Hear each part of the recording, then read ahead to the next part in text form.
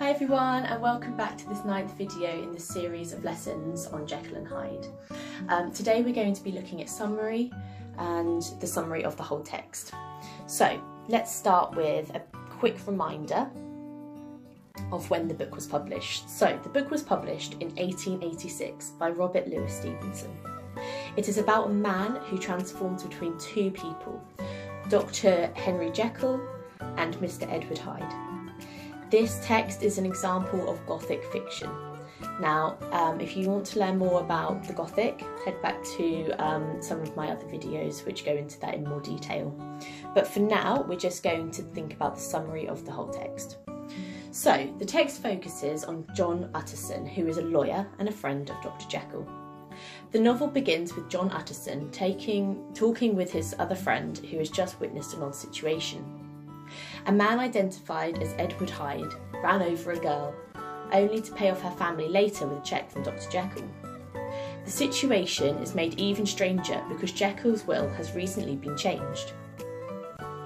Dun, dun, dun. And Mr. Hyde now stands to inherit everything. So John, Mr. Utterson, believing that the two men are separate people, thinks that the cruel Mr. Hyde is somehow blackmailing Dr. Jekyll. John questions Dr. Jekyll and about Mr. Hyde, but Jekyll tells him to mind his own business. But John, and being a lawyer, cannot do this. A year later, Mr. Hyde attacks someone else. He beats a man with a cane, resulting in the man's death. Boom.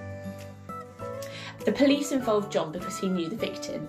John takes them to Mr. Hyde's apartment where they find the murder weapon, which is a gift that John himself gave to Dr. Jekyll. John questions Dr. Jekyll about Mr. Hyde again, but Jekyll insists that Mr. Hyde has run away. He shows John a goodbye note from Mr. Hyde, but the handwriting is suspiciously similar to Dr. Jekyll's. So, for a while, things do seem to improve.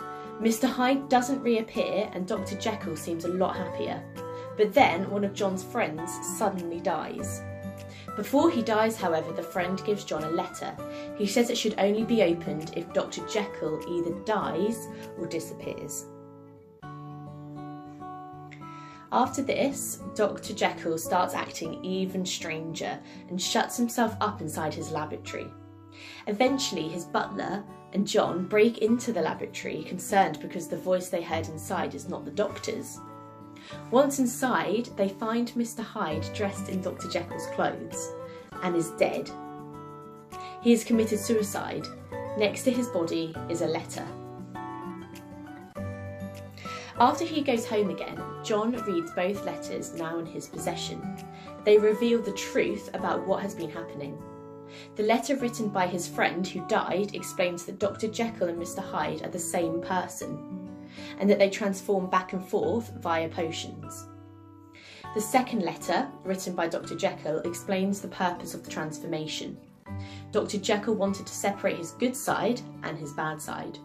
He thought he could control it with the potions, but eventually the transformations got out of control and he would transform involuntarily without the aid of the potions.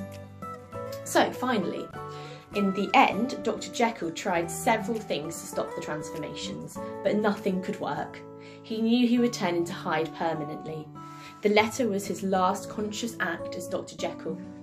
Since Mr. Hyde is dead, it can be assumed that unwillingly to face the consequences of his violent actions, Mr. Hyde decided to kill himself first. So, that is the summary of the whole text. Very interesting. So what we're going to do next lesson is look a bit more closely at the characters and the different themes. So make notes on this summary and then we'll go into more depth next lesson. Okay, brilliant. Thanks for listening.